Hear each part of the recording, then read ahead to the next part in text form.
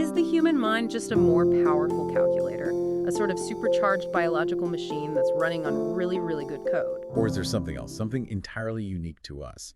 And the answer, according to the philosopher Mortimer J. Adler, has these profound consequences for justice, for liberty, for everything. Exactly. If we're just slightly smarter apes, on what grounds do we deserve unique rights? The entire system of moral accountability is at stake. That is the core of the challenge. Today, we're doing a deep dive into Adler's landmark 1967 book, The Difference of Man and the Difference It Makes.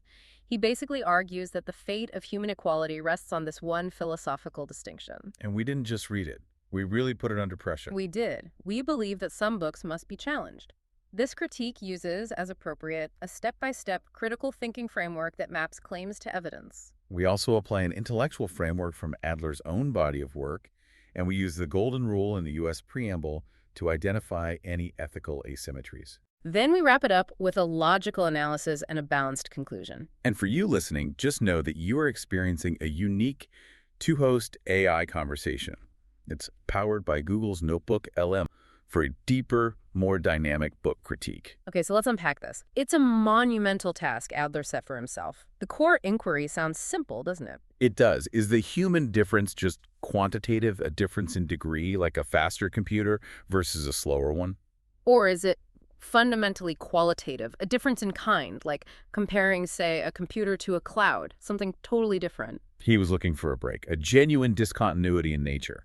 Adler's whole thesis is that if humans possess conceptual thought— We should probably define that. Right. He defines it as the capacity for abstraction, for making judgments, for propositional reasoning. If that capacity truly transcends simple perception, then we found it. That's the radical difference that grounds human uniqueness. The power of that distinction is just huge. But what is conceptual thought in his view? Because animals, they clearly perceive things, they learn, they solve problems.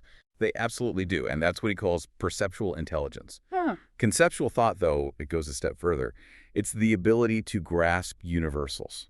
So not just seeing this specific triangle in front of me. But grasping the concept of triangularity itself. It allows us to hold abstract ideas like justice or liberty or infinity, ideas that aren't tied to any sensory input right here and now. And he was very clear on his methodology from the get-go. He called this a mixed question. Yes, which I think shows his intellectual integrity. He knew you couldn't resolve this with philosophy alone, and you couldn't resolve it with science alone. It requires both. So he explicitly leaves the final answer open. That humility is really one of the book's greatest strengths. But before looking at evidence, he had to lay the groundwork. This is where his famous taxonomic precision comes into play. He's meticulous with his definitions. He details 3 specific types of difference. Okay, let's walk through them. First, a difference in degree. This is the easy one. Same quality, different quantity. One person runs faster, one chimp is stronger. That's not enough to ground human uniqueness. Right. Second is a difference in kind, but he splits this. There's a superficial kind. This means they look different on the surface, but at a deeper level, they're just different in degree.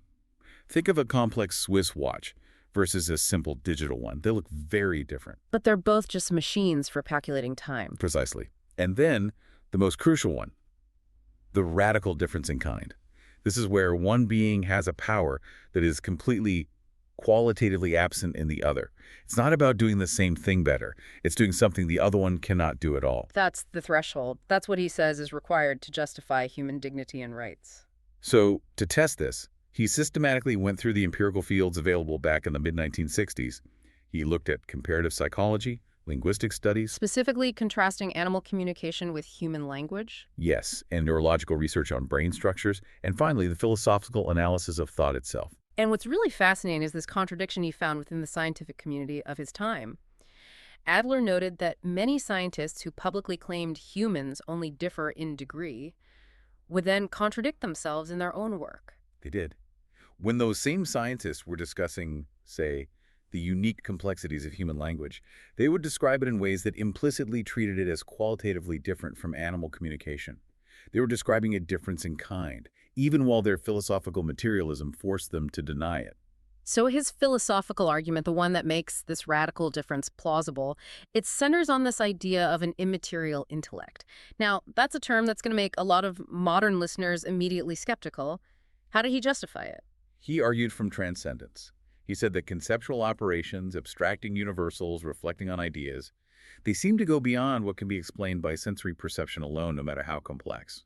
His argument was, if abstraction truly transcends material input, then the power doing the abstracting must be at least partially immaterial. Okay, so we have this profound argument sitting right at the intersection of science and philosophy.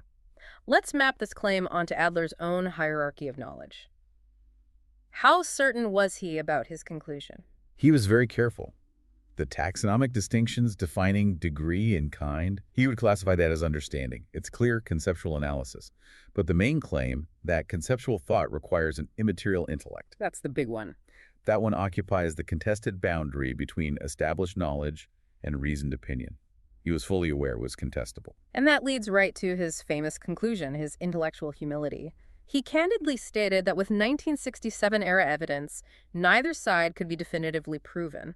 Not the materialists who say the brain is sufficient for all thought. Nor the immaterialists who say the brain is necessary but not sufficient. He called it a draw. That honesty is so rare, and it forces us right into the ethical arena, which is really the whole point of the book. He confronts the straw using the golden rule, what we're calling the reciprocity test. It's an incredibly powerful ethical move. He asks you, the listener, if you would not accept being treated as a mere animal, without dignity, subject to being sacrificed for the greater good, no fundamental rights, then you have to do one of two things. You either have to affirm a radical human difference, or you have to consistently extend full moral status and protection to all animals.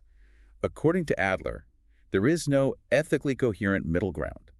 If you deny the difference in kind, you accept that human rights are just based on superior capacity. If that capacity fails or is overtaken, your rights disappear. That's the anchor that defeats so many historical abuses. The idea that all humans deserve equal rights can't rest on things like intelligence or strength, because those vary. Exactly. It must rest on a shared rational nature that differs in kind. If we only accept differences in degree, then any argument for slavery or totalitarianism just needs to claim a big enough gradient and capability to justify itself. But if we share a rational nature in kind, all that arbitrary discrimination is cut off at the knees. It takes a lot of intellectual rigor to grapple with that. Speaking of perspective, this kind of analysis really inspires reflection and rational thought. That's exactly what you can find on Mindful Moments, our YouTube channel offering AI book analysis, summaries, critiques, and podcasts. So moving from abstract ethics to concrete civics, we evaluated how Adler's thesis aligns with the principles of the American system, using the U.S. preamble as a metric. And the civic merit is remarkably strong. If you look at the goals to form a more perfect union and establish justice, Adler's idea scores very highly. This ontological equality, the idea we are all equal in our fundamental nature, it provides a stable foundation for cohesion and justice. It says your rights depend on what you are, not what you can do. And the same strength applies to promote the general welfare and secure the blessing of liberty. Universal human dignity demands inclusive policy. And philosophically, this idea of an immaterial intellect suggests free will, which is the whole basis for moral accountability and protecting liberty for future generations. So it really reinforces that foundational triad of justice, equality, and liberty in a constitutional government.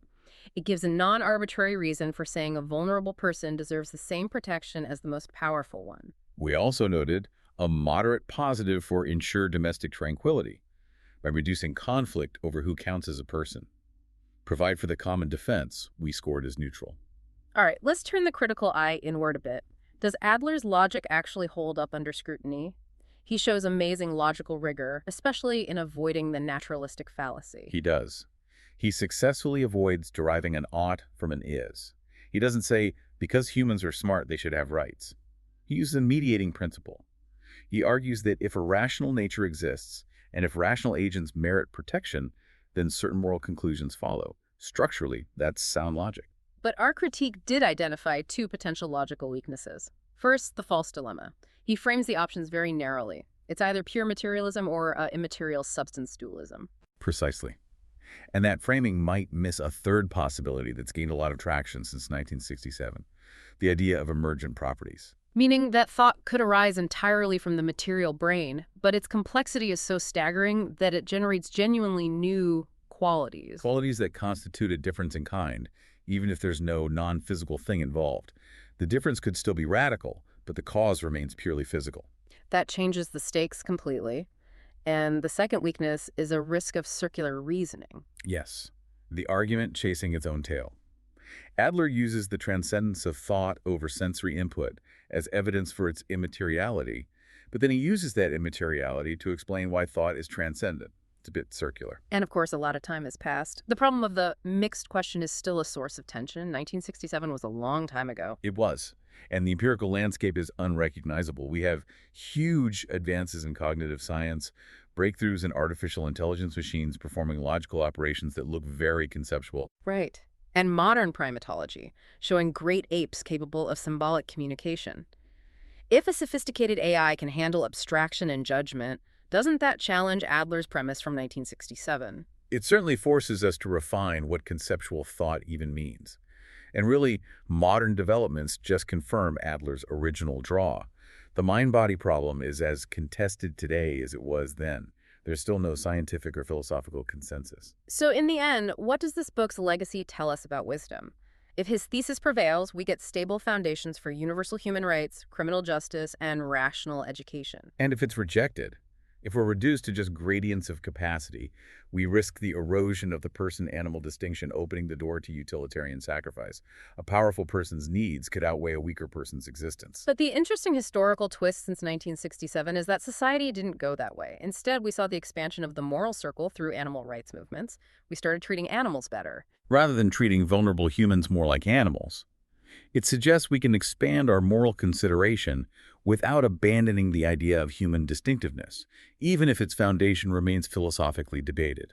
So to summarize the verdict, Adler's strengths are undeniable. Exceptional clarity, fairness to the evidence of his day, and just revealing the profound practical stakes of these abstract questions. And the limitations are its repetitiveness, its now outdated science, and the fact that ultimately he illuminates the question without definitively resolving it. For anyone who wants to go deeper, we'd recommend the classics like Aristotle's De Anima, and for contrasting views, Charles Darwin's The Descent of Man, Peter Singer's Animal Liberation, and John Finnis's Natural Law and Natural Rights. And as an addendum, we want to acknowledge that the critique framework we used for this analysis was derived from a systematic and precise set of scholarly materials designed for practical application. Which brings us back to that unresolved tension. Let's leave our listeners with this.